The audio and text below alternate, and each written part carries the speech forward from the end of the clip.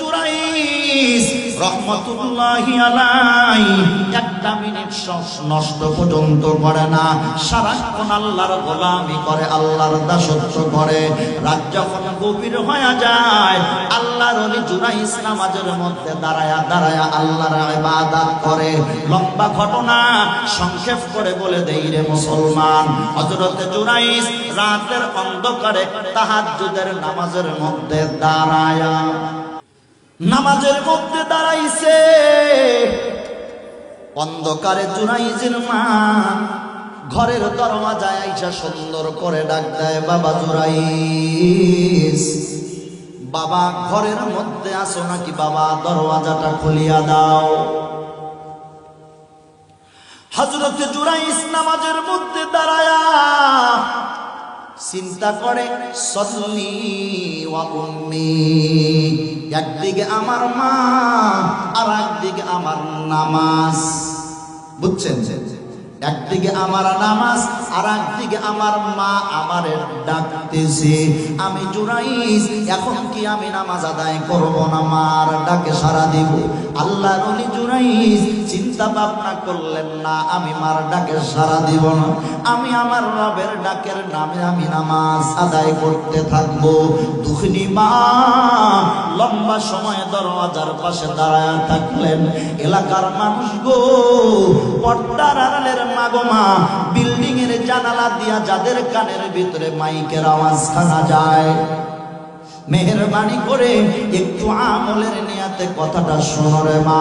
হয়তোবা আমি দিনাজপুরি জীবনে আর কোনোদিন আপনাদের সামনে আসতে পারবো না, হয়তোবা আর কোনোদিন কথা বলার সুযোগটা হবে না, তবে হ্যাঁ, আজকের কথাটা যদি একজন মানুষ আমল করতে পারো, আমার দিলে বিশ্বাস আজকের মাহফিল, বক্তা, শ্রোতা, এলাকাবাসী, আমার আল্লাহ সবাইকে কবুল করে নিবে, ঠিক কিনা?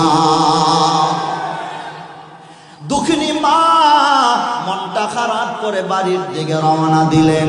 2-4 দিন পরে আবার আয়েশা রাতের গভীরে হযরত জুরাইজের মা ডাক দেয়, বাবা জুরাইজ, দরওয়াজা খোলো, আমি তোমার মা এসেছি। আল্লাহর ওলি ভাবে, সল্লি ওয়া উম্মি, একদিকে আমার মা আর একদিকে আমার নামাজ, কোনটা করব? না না, আমি নামাজকে ছাড়তে পারবো না। আল্লাহর ওলি নামাজটা পর্যন্ত ছাড়ে নাই। দ্বিতীয় দিন যখন আসছে, লম্বা সময় দাঁড়ায়া থাইকা ডাকটা যখন আমার ছেলেটা সাড়া দেয় নাই, জুরাইস নামাজের মধ্যে দাঁড়ায়া থাকলেন। দুঃখিনী মা মনটা খারাপ করে দরওয়াজার থেকে বিদায় নিয়ে গেলেন। তবে হ্যাঁ, অন্য দিনের মতো চুপ করে যায় নাই। দুঃখিনী মা একটা শব্দ আজকে মুখ থেকে বের করলেন, তা হলো, বেটা, আমি তোর মা হয়া তোরে বারবার ডাকলাম, তুই আমার ডাকে সাড়া দাও নাই। মায়ের মুখ দেখলি না, আল্লাহ জানো তোরে বেশ্যার মুখ দেখায়া দাও। ভাইরা আমার, বর্তমান মুসলমানের চোখের সামনে অল্প কিছু ইবাদত আমরা জানি। যেমন ধরেন, কিছু কিছু মুসলমান আছে 5 ওয়াক্ত নামাজ তারা পড়ে না, তবে শুধু জুমার নামাজটা পড়ে। কথা কর না কেন? আমি যা বয়ান করবো একটাও শহরের বয়ান না, সব বয়ানগুলো আমার দিনাজপুরের গ্রামের অঞ্চলের বয়ানগুলো করবো, মন খারাপ করবেন না। কিছু কিছু মুসলমান 5 ওয়াক্ত নামাজ আদায় করবে না, শুধু জুমার নামাজটা আদায় করবে। আবার একদল আছে জুমার নামাজও পড়বে না, বছরে 2টা ঈদের নামাজ তারা আদায় করবে। জোরে কোন ঠিক কিনা? এ মুসলমান, ওই মুসলমানের চিন্তা ভাবনা হলো এইটাই হলো আল্লাহর ইবাদত, এটা মানা আমার ফরজ। একটু জানে এই জন্যে কেউ বা দিনে 1-2 ওয়াক্ত পড়ে, কেউ বা 5 ওয়াক্ত নামাজ আদায় করে, কেউ বা জুমার নামাজ, কেউ বা আবার দেখা যায় বছরে 2টা ঈদের নামাজ আদায় করে। এর মানে বান্দা জানে নামাজটা পড়া লাগবে, এটা বাদ দেওয়ার কোনো সুযোগ নাই। মুসলমান নবীর উম্মত, হজ ফরজ হইলে হজ করা লাগবে, কিছু কিছু বান্দা এটা জানে, যার কারণে আল্লাহর বান্দারা সুদের টাকা দিয়া হইলেও হজ কাজা করে না। কথা কয় না সবাই না, কিছু কিছু। যাকাত যখন দেওয়া লাগবে, আল্লাহর বান্দা জানে যাকাত দেওয়া ফরজ, এই জন্য চেষ্টা কইরা কিছু আংশিক মানুষ যাকাত দেয়, সবাই দেয় না। বর্তমান মুসলমানের ভিতরে এই হাতে গোনা কয়েকটা ইবাদত জারি আছে, বান্দারা এটাকে ফরজ মনে করে। মুসলমান নবীর উম্মত, আরো কিছু ফরজ আছে না নাই? নাকি নাই? আছে।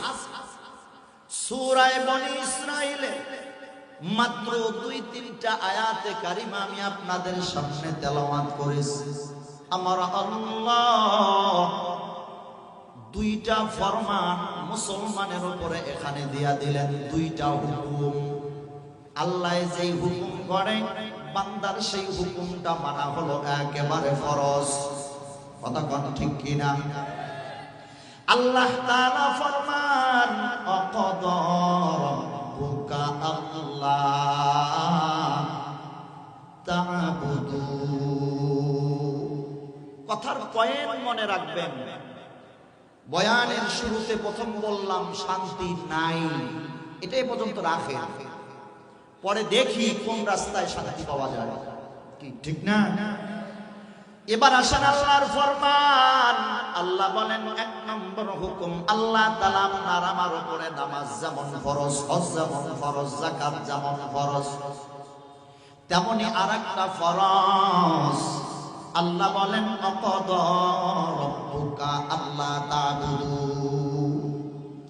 তোমার রবের পক্ষ থেকে একটা নির্দেশ, তা হলো বান্দা গোলামি করবা আমি আল্লাহ।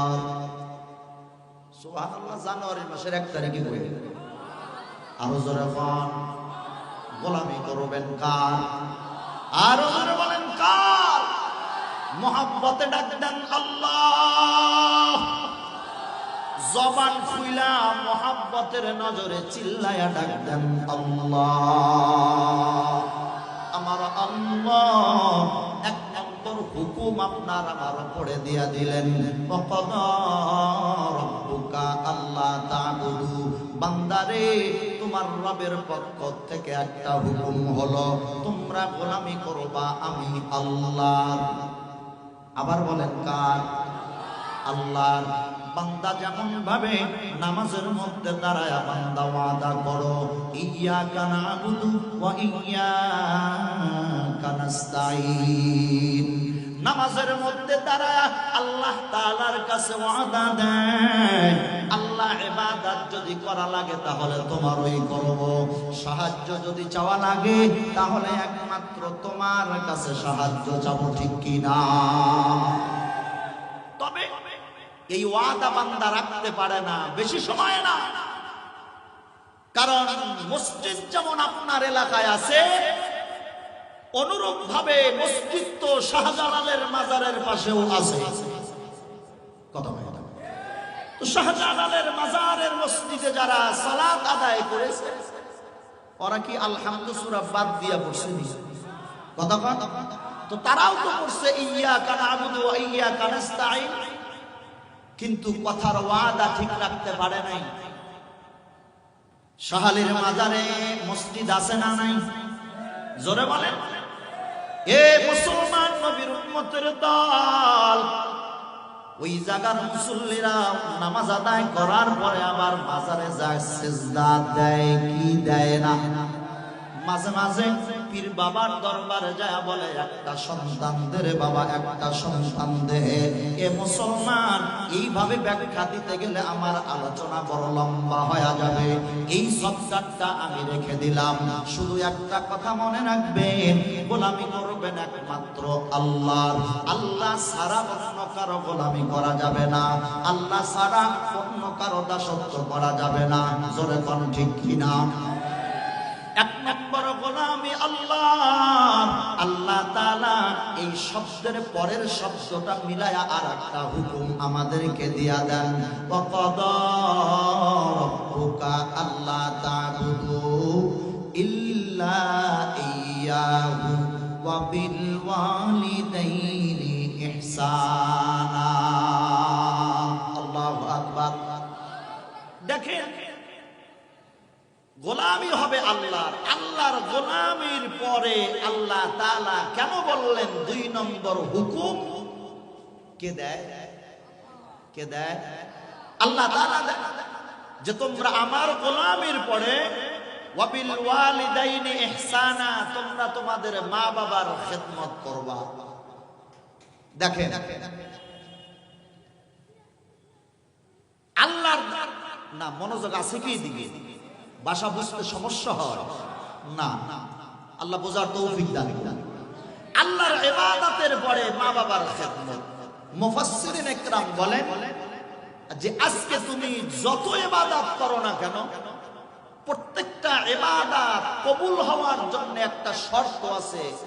অনেকগুলো শর্তের ভিতরে আলোচ্য আয়াতে যেটা, সেটা হলো মা বাবার খেদমত। কিছু কিছু ইবাদত এগুলো কবুলিয়াতের ব্যাপারে গ্যারান্টি নাই।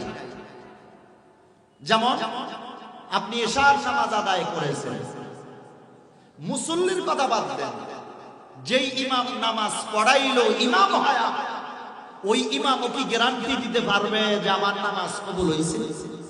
কথা পারবে? এই যে হাজী সাহেব 2016 সালে হজ কইরা আইছে, আবার 18-19 উমরা হইছে নাকি, সামনে নিয়াত আছে আরো হবে, গ্যারান্টি দেখি সাহস আছে নাকি যে কবুল হইছে? কথা বলে। এই যে আমার বড় বড় ভাইরা এখানে বসা, লক্ষ লক্ষ কোটি কোটি টাকা আজকে ঢাকা শহরের বড় বড় মাদ্রাসা, বড় বড় মসজিদ আপনাদের অনুদানের টাকায় চলে। কথা কি বেশি বললাম? সাহস থাকলে বলেন যে আমি এখানে 1 কোটি টাকা দিছি, এটা কবুল হয়েছে। পারবেন? পারবেন না। ইবাদত করতেছে, কবুল হইতেছে, এমন কোন গ্যারান্টি আপনি আমি দিতে পারবো না। হ্যাঁ, মুসলমান নবীর উম্মতের দল, তবে কিছু কিছু ইবাদত আছে যেগুলো কবুলিয়াতের ব্যাপারে কোনো মাধ্যম লাগে না। বান্দা ইবাদত করে, ইবাদত করতে দেরি, আমার আল্লাহ কবুল করতে দেরি করে না। প্রমাণ আল্লাহর নবী বলেন, ক্বালা রাসূলুল্লাহ সাল্লাল্লাহু আলাইহি ওয়াসাল্লাম, হুমা জান্নাতুকা ওয়া নারু।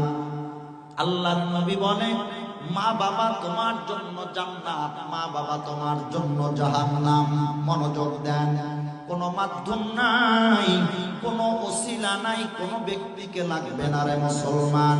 আল্লাহ জান্নাত বানাইছে, বান্দা তোমার জন্যই তো আল্লাহ জান্নাত বানাইছে। তবে হ্যাঁ, নামাজ কইরা বান্দা জান্নাত কামাইতে পারবা না, হজ কইরা বান্দা জান্নাত কামাই করতে পারবা না, যাকাত দিয়া অন্য কোন ইবাদতের মাধ্যমে আপনি জান্নাত কামাই করতে পারবেন না। আল্লাহ যদি দেয়, একমাত্র ইহসান করে বান্দা আল্লাহ তোমাকে জান্নাত দিবে। জোরে কোন ঠিক কিনা? তবে এমন একটা ইবাদত আল্লাহর নবী বলেন, হুমা জান্নাতুকা ওয়া নারু। মা বাবা তোমার জন্য জান্নাত, মা বাবা তোমার জন্য জাহান্নাম। উম্মতেরা, মা বাবারে খুশি করবা, ডাইরেক্ট আল্লাহর জান্নাতে চলিয়া যাইবা। মা বাবারে বেজার করবি, বান্দা সরাসরি আল্লাহর জাহান্নামে চলিয়া যাবে। এ মুসলমান, এই কারণেই আল্লাহ তাআলা আকাদা রাব্বুকা আল্লাহ তা'বুদু কথা বললেন।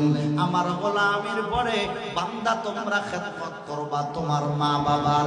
এর মানে কোন মানুষ যদি 100 বার হজ করে, কোন মানুষ যদি 100 কোটি টাকা দান করে, কোন মানুষ যদি 1000 বছর হায়াত পায়, 24টা ঘন্টাই যদি বান্দা সিজদার মধ্যে কাটায়া দেয়, মা বাবা যদি বেজার হয়, বান্দা কখনো তোমার ইবাদত কবুল হবে না। প্রমাণ নিয়ে যাও। আল্লাহর নবী সাহাবায়ে কেরামদের সামনে বলতেছেন, ও সাহাবীরা, কোন সন্তান যদি মা বাবার মহব্বতের নজরে মহব্বত ভিতরে রাইখা কোন সন্তান যদি তার মা বাবার দিকে একবার তাকায়, মনোযোগ দেন, কয়বার?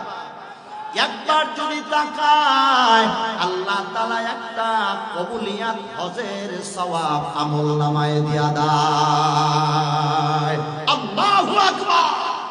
এ বুঝেন, মা বাবার দিকে, চেহারার দিকে মহব্বতের নজরে কোন সন্তান যদি একবার তাকায়, একটা কবুলিয়াত হজ, মানে যেই হজটা কবুল হয়ে গেছে। সুবহানাল্লাহ পড়বো না, তারও জোরে কর না, গুনাহ হইব। আরেকবার কর সুবহানাল্লাহ। হ্যাঁ, আল্লাহর নবীর সাহাবী বলে, ওগো পয়গম্বর, কোন সন্তান যদি মা বাবার চেহারার দিকে যদি 100 বার তাকায়, কতবার? 100 বার যদি তাকায়, আল্লাহর নবী বলে 100টা কবুলিয়াত হজের সওয়াব আমার আল্লাহ লিখে দেয়। আচ্ছা, এইবার বোঝেন, এই মা আর বাবার কাছে বর্তমান আমরা শান্তি তালাশ করি না। আমরা শান্তি তালাশ করি বাবার মাজারে, আমরা শান্তি তালাশ করি মহল্লার ইমামের কাছে, আমরা শান্তি তালাশ করি পীর বাবার কাছে, আমরা শান্তি তালাশ করি ইয়াসিন সূরা লেখা ঘরের দরওয়াজায় লটকানের মাধ্যমে। ধরে কোন ঠিক কিনা? যত কিছু করো লাভ নাই। হ্যাঁ, আজকে দেখা যায় বেশিরভাগ যুবকেরা মারা যায়, বেশিরভাগ অল্প বয়সে মানুষগুলো মারা যায়। রাস্তাঘাটের ভিতরে তাকান, একেবারে অল্প বয়সের আমার যুবক ভাইরা অল্পতেই মারা যায়। আমরা বলি অকাল মৃত্যু। অকাল মৃত্যু বলে পার করিয়া দেয়। তবে বর্তমান সমাজের ভিতরে 90টা সন্তান মা বাবার বরদোয়া কুড়ায়। কি ঠিক না? লক্ষ্য করে দেখেন, অনেক মা বাবা এমন আছে, সন্তান মা বাবার সাথে এমন ব্যবহার করেছে। এখানে কার মা নাই, বাবা নাই, অনেকের বাবা মা আছে কিন্তু আপনার কাছে নাই। অনেকেই আমরা আদরের মা বাবারে পাষাণের মতো, নিষ্ঠুরের মতো কবরে শোয়ায়া দিছি। এ আমার চেহারার দিকে তাকান। আমি আব্দুল মতিন দিনাজপুরি, চেহারা শুরুতে আপনার চাইতে আমার চেহারা খুব একটা ভালো না। শরীরের ওজনটা আপনার চাইতে আমার খুব একটা ভালো না। সম্পদের দিকে যদি লক্ষ্য করো ভাই, আপনার চাইতে সম্পদ আমার খুব একটা বেশি না। তবে হ্যাঁ, 350 কিলোমিটার রাস্তা দূর থেকে কেন আমারে দাওয়াত দিয়া নিয়ে আইলেন? কেন আপনারা নিচে বসে আমারে উপরে বসাইলেন? আমার তো মনে হয় একমাত্র মা বাবার দোয়া আর আল্লাহর কালামের বরকতের কারণে, ঠিক কিনা? মুসলমান যুবক ভাই, শান্তি যদি পাইতে চাও, মা বাবার কলিজায় কোন সময় আঘাত দিও না। কারণ আমরা দেখি বর্তমানে বেশিরভাগ সন্তান মা বাবার খোঁজ খবর নেয় না। আহারে, এই যে এই জায়গার মধ্যে কোন জ্যাকেট গায়ে দেন নাই, বড় বড় কম্বল শরীরে লাগান নাই, গ্রামের মধ্যে তাকায়া দেখেন ঠান্ডার মধ্যে আমার মুরব্বী বাবাজিরা কুলাইতে পারে না, আপনার ঠান্ডা লাগে না, যার কারণে মা বাবার খোঁজ খবরটা পর্যন্ত নাও না। এ মুসলমান, নবী বললেন হুমা জান্নাতুকা ওয়া নারু, মা বাবা তোমার জন্য জান্নাত, মা বাবা তোমার জন্য জাহান্নাম। আমার সময় কম, লম্বা ব্যাখ্যা আমি দিতে পারবো না, মাত্র কয়েক মিনিট সময় আমার হাতে আছে। এ ভাই, এ ভাই, এই যুগের মধ্যে দুইজন শ্রেষ্ঠ বুজুর্গের কথা আমি আপনাদের সামনে বয়ান করব। এক নম্বর হলো হযরতে জুরাইস রাহমাতুল্লাহি আলাইহি, যুগের বড় একজন শ্রেষ্ঠ আল্লাহর একজন ওলি, একজন বড় একজন কুতুব, বড় একজন ওলি। এ মুসলমান, জুরাইস এমন একজন ইবাদত গুজার আল্লাহর মাহবুব বান্দা হয়ে গেলেন। জুরাইস নামাজে দাঁড়ায়া একটা মিনিট সময় আল্লাহর ওলি নষ্ট করে না। আমার দিকে মন আসেনি? কথা কি বোঝা যায়নি? কারা কারা বোঝেন? দুটো হাত উঁচা করে দেখায়া দেন, হাতগুলো লারা দেন, লারা দেন। লিল্লাহি তাকবীর, নারায়ে তাকবীর। আল্লাহ কবুল করেন, বলেন আমিন। হযরত জুরাইস রাহমাতুল্লাহি আলাইহি একটা মিনিট নষ্ট পর্যন্ত করে না, সারাক্ষণ আল্লাহর গোলামি করে, আল্লাহর দাসত্ব করে। রাত যখন গভীর হয়ে যায়, আল্লাহর ওলি জুরাইস নামাজের মধ্যে দাঁড়ায়া দাঁড়ায়া আল্লাহর ইবাদত করে। লম্বা ঘটনা সংক্ষেপ করে বলে দেই রে মুসলমান, হযরত জুরাইস রাতের অন্ধকারে তাহাজ্জুদের নামাজের মধ্যে দাঁড়ায়া, ওইদিকে কি দেখে, এইদিকে দেখে, এদিকে দেখে, নামাজের মধ্যে দাঁড়াইছে। অন্ধকারে জুরাইসের মা ঘরের দরওয়াজায় আইসা সুন্দর করে ডাক দেয়, বাবা জুরাইস, বাবা ঘরের মধ্যে আসো নাকি? বাবা দরওয়াজাটা খুলিয়া দাও। হযরত জুরাইস নামাজের মধ্যে দাঁড়ায়া চিন্তা করে, সল্লি ওয়া উম্মি, একদিকে আমার মা আর একদিকে আমার নামাজ। বুঝছেন? একদিকে আমার নামাজ আর একদিকে আমার মা আমারে ডাকতেছে। আমি জুরাইস, এখন কি আমি নামাজ আদায় করব না মার ডাকে সাড়া দিব? আল্লাহর ওলি জুরাইস চিন্তা ভাবনা করলেন না, আমি মার ডাকে সাড়া দিব না, আমি আমার রবের ডাকের নামে আমি নামাজ আদায় করতে থাকবো। দুঃখিনী মা লম্বা সময় দরওয়াজার পাশে দাঁড়ায়া থাকলেন। এলাকার মানুষ গো, পর্দার আড়ালের মা গো মা, বিল্ডিং এর জানালা দিয়া যাদের কানের ভিতরে মাইকের আওয়াজ শোনা যায়, মেহেরবানি করে একটু আমলের নিয়াতে কথাটা শোনো রে মা। হয়তোবা আমি দিনাজপুরি জীবনে আর কোনোদিন আপনাদের সামনে আসতে পারবো না, হয়তোবা আর কোনোদিন কথা বলার সুযোগটা হবে না, তবে হ্যাঁ, আজকের কথাটা যদি একজন মানুষ আমল করতে পারো, আমার দিলে বিশ্বাস আজকের মাহফিল বক্তা, শ্রোতা, এলাকাবাসী আমার আল্লাহ সবাইকে কবুল করে নিবে, ঠিক কিনা? দুঃখিনী মা মনটা খারাপ করে বাড়ির দিকে রওনা দিলেন। 2-4 দিন পরে আবার আয়েশা রাতের গভীরে হযরত জুরাইজের মা ডাক দেয়, বাবা জুরাইজ, দরওয়াজা খোলো, আমি তোমার মা এসেছি। আল্লাহর ওলি ভাবে, সল্লি ওয়া উম্মি, একদিকে আমার মা আর একদিকে আমার নামাজ, কোনটা করব? না না, আমি নামাজকে ছাড়তে পারবো না। আল্লাহর ওলি নামাজটা পর্যন্ত ছাড়ে নাই। দ্বিতীয় দিন যখন আসছে, লম্বা সময় দাঁড়ায়া থাইকা ডাকলা যখন আমার ছেলেটা সাড়া দেয় নাই, জুরাইস নামাজের মধ্যে দাঁড়ায়া থাকলেন। দুঃখিনী মা মনটা খারাপ করে দরওয়াজা থেকে বিদায় নিয়ে গেলেন। তবে হ্যাঁ, অন্য দিনের মতো চুপ করে যায় নাই। দুঃখিনী মা একটা শব্দ আজকে মুখ থেকে বের করলেন, তা হলো, বেটা, আমি তোর মা হয়া তোরে বারবার ডাকলাম, তুই আমার ডাকে সাড়া দাও নাই। মায়ের মুখ দেখলি না, আল্লাহ যেন তোরে বেশ্যার মুখ দেখায়া দেয়। হ্যাঁ, মনোযোগ দেন।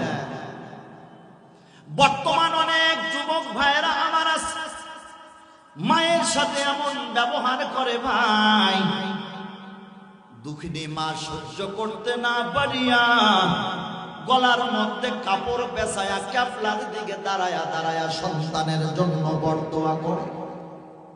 আছে না নাই? মা বলে, তোর মতো সন্তান আমার দরকার নাই, তুই আমার ছেলে না, আমার এখান থেকে বের হয়ে যা। আহারে, কত দুঃখ পাইলে মার মুখ থেকে এমন একটা কথা বের হতে পারে। জুরাইজের মা চলে যায়, একটা কথা বলিয়া যায়, মায়ের মুখ দেখলি না, আল্লাহ যেন তোরে বেশ্যার মুখ দেখায়া দেয়। এ মুসলমান, মনে রাখবেন, যত বড় দরবেশ হন না কেন, যত বড় বুজুর্গ হন না কেন, আপনারে কিছু মানুষ যেমন ভালোবাসে, কিছু মানুষ কিন্তু আপনার বিরোধিতাও করে। কথা কয় না? জোরে কোন ঠিক কিনা? মহল্লার কিছু মানুষ হযরত জুরাইজের দুশমন, জুরাইজরে দেখতে পারে না, জুরাইজরে মহব্বত করে না। দুশমন গুলো একজন মহিলা সুন্দর করে তার মিথ্যা কথা সাজায়া দেয়। জুরাইজরে কিভাবে এলাকার থেকে খেদানো যায়, কিভাবে তারে সরানো যায়। বিগত 16টা বছর আওয়ামী লীগ সরকার ওলামা একরামের ব্যাপারে কত ষড়যন্ত্র করেছে। কোরআনের পাখি আল্লামা সাইদির মতো মানুষকে ধর্ষণের আসামি পর্যন্ত বানাইছে। ঠিক কিনা জোরে বলেন? শুধু তাই না, শাইখুল হাদিস ইবনে শাইখুল হাদিস আল্লামা মামুনুল হককে পকট মারের আসামি পর্যন্ত তারা বানাইছে। এ মুসলমান, জুরাইজের এলাকার মানুষগুলো এবার মহিলাকে শিখায়া দেয়, ও মহিলা, বড় অঙ্কের টাকা আমরা তোমারে দিয়া দিব, তবে হ্যাঁ, মানুষের বিচারের সামনে তুমি বলবা, ওই ইবাদত খানার জুরাইজ আমার সাথে জিনা করে তার দ্বারা আমার গর্ভে সন্তান এসেছি। বিচার বসে গেল, লম্বা ঘটনা, তাড়াহুড়া করে বলছি। জুরাইজ বিচার বসে গেল। জুরাইজ বলে, আপনারা বিচার করবেন, আমি মানব, তবে একটা অনুরোধ, তা হলো বিচারটা এখন না। মহিলা যেহেতু গর্ভবতী, মহিলার সন্তান দুনিয়ায় ভূমিষ্ঠ হোক, তারপরে আপনারা আমার বিচার করবেন। এ মুসলমান, মহিলার সন্তান যখন হলো, মহিলা সন্তান হাতে নিয়ে কোলে নিয়ে বিচারে দাঁড়ায় গেলেন।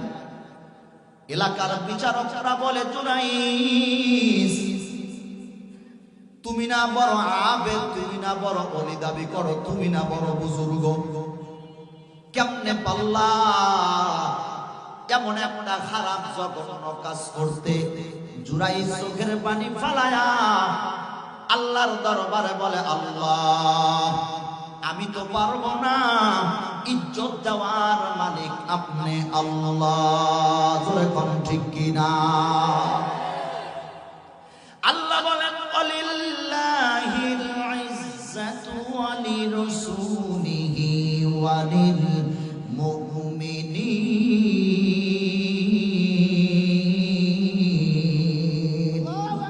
ইজ্জত দেওয়ার মালিক আমার আল্লাহ। মুমিনের জন্য ইজ্জত বরাদ্দ থেকে যায়, নবী রাসূলদের জন্য ইজ্জত বরাদ্দ থেকে যায়। এ মুসলমান, জুরাইজ বলে, আপনারা আমার জিজ্ঞাসা করার দরকার নাই, ওই মহিলার কোলের বাচ্চাটারে আপনারা জিজ্ঞাসা করেন, কে তার মায়ের সাথে জেনা করেছে? জোরে জোরে কোন মারহাবা। মানুষ বলে, হ্যাঁ, চুরি তো চুরি, আবার সিনা চুরি, আকাম তো কাম করলা তুমি, আর কোলের বাচ্চা কথা বলবে? জুরাইজ বলে, আল্লাহ যদি ইচ্ছা করে কথা বলাইতেও পারে। কথা কয় না? যেমন ইউসুফ জুলাইখার ব্যাপারে আল্লাহ কথা বলাইছে। হ্যাঁ, মানুষগুলো আশ্চর্য হয়, ছোট বাচ্চার দিকে তাকায়া বলে, এ শিশু, তুমি বলো, কার দ্বারা তুমি, কে তোমার বাবা, কে তোমার মায়ের সাথে জেনা করেছে? ছোট্ট বাচ্চার জবান আল্লাহ খুলিয়া দেয়। ছোট্ট বাচ্চা বলে, জুরাইস আমার মায়ের সাথে জেনা করে নাই, অমুক ময়দানের রাখাল আমার মায়ের সাথে জেনা করেছি।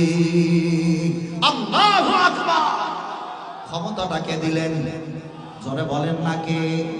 আল্লাহ। আল্লাহ क्या मुबारक नाम है, अल्लाह अल्लाह आशिकों का काम है, अल्लाह अल्लाह ही जो शिरीनिस्तु नाम शिरोशा कर्मी कुनद जानम तमाम कादरे पुदो रत्तदारी बरकमाल अंता रब्बी अंता हसबी दुल জালাল।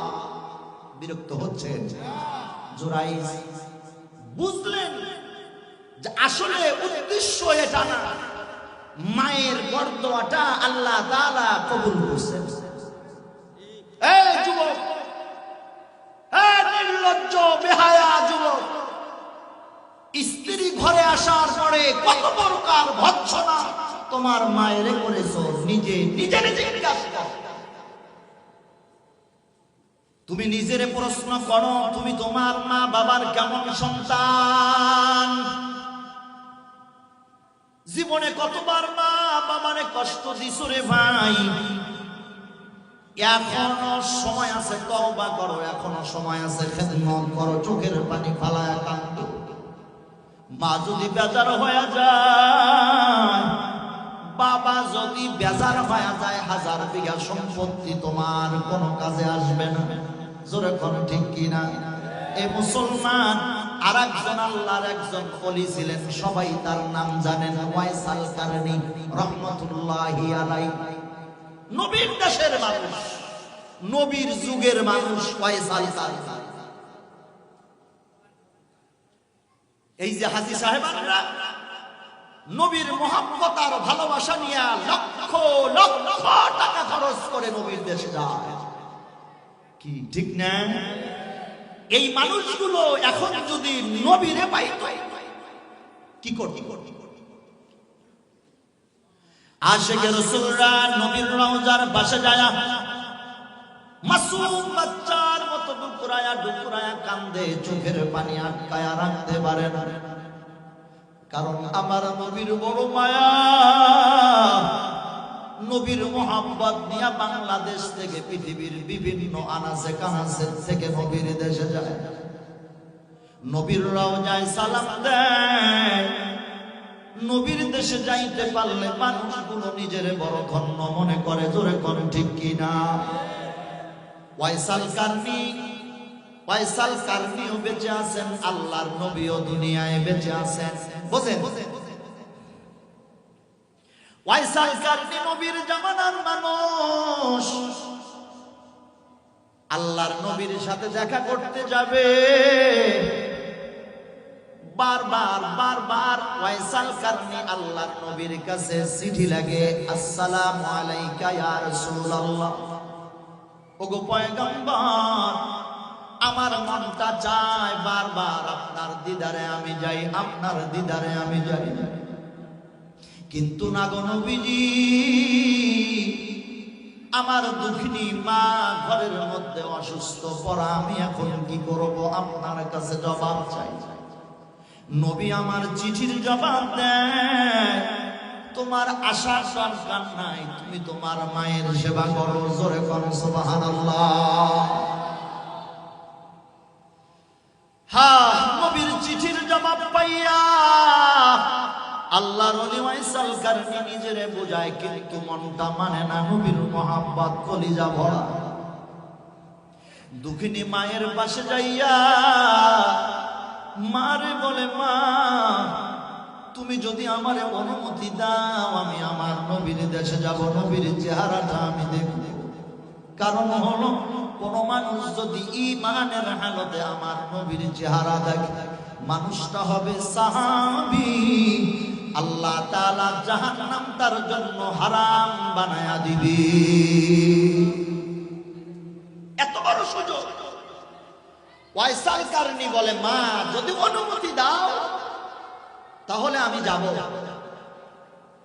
দুঃখিনী মা বলে, বাজান চিন্তা করে দেখলেন আমার সন্তান যদি নবীর কাছে যায়, নবীর চেহারা যদি দেখে, আমার সন্তান হবে সাহাবী, আর আমি সাহাবী সন্তানের মা। হাসরের ময়দানে আল্লাহর দরবারে জীবনের গুনার জন্য আমি মাপ চাবো। আল্লাহরে বলবো, আল্লাহ আমার কোনো আমল নাই, সাহাবী সন্তানের মা হিসাবে আপনি আমার জিন্দেগির গুনাহগুলোকে মাফ করে দাও। ওয়াইসাল কারনির মা বলে, বেটা তুমি যাও, তবে মনে রাখো আমি অসুস্থ, তুমি দেরি করবা না। মনের আনন্দ নিয়ে ওয়াইসাল কারনি রওনা দেয়। আল্লাহর নবীর বাড়ির দরওয়াজায় যাইয়া ওয়াইসাল কারনি সুন্দর করে সালাম দেয়, আসসালামু আলাইকা ইয়া রাসূলুল্লাহ, আসসালামু আলাইকা ইয়া হাবিবাল্লাহ। নবীর বাড়ির দরওয়াজায় সালাম দেয়, কে যেন ভিতর থেকে আওয়াজ দেয়, আল্লাহর নবী এখন বাড়িতে নাই। নবী আমার বাড়িতে নাই। ওয়াইসাল কারনি মনটা বড় খারাপ হয়ে গেল, আমার নসিব বড় খারাপ, আমি কি আমার নবীর চেহারাটা আমি দেখতে পারবো না? কিছুক্ষণ থাইকা আর দেরি করলেন না, সঙ্গে সঙ্গে রওনা দিলেন বাড়ির দিকে। দুঃখিনী মা, অসুস্থ মা, মনের মধ্যে বড় একটা আনন্দ, আমার সন্তান সাহাবী হয়ে আসবে। সাহাবী সন্তানের কপালে চুম্বন করবে। দরওয়াজার মধ্যে যাইয়া ভাঙ্গা কণ্ঠ নিয়ে ওয়াইসাল কারনি ডাক দেয়, মা দরওয়াজা খুলিয়া দাও। অসুস্থ মা সাহাবী সন্তানের চেহারা দেখবে মনে করে লাফ দিয়া দাঁড়ায় গেছে। দরওয়াজা খুলিয়া দিছে। ওয়াইসাল কারনির চোখের মধ্যে পানি, কাঁদতে কাঁদতে বুক ভাসায়া দিছে। মা বলে, বেটা কি ব্যাপার, আল্লাহর নবীর কি তুমি দেখা পাও নাই? ওয়াইসাল কারনি বলে, মা আমার নসিবটা বড় খারাপ, নবী বাড়িতে নাই। দুঃখিনী মা বলে, বেটা একটু দেরি করলেই তো তুমি নবীর দেখাটা পাইতা।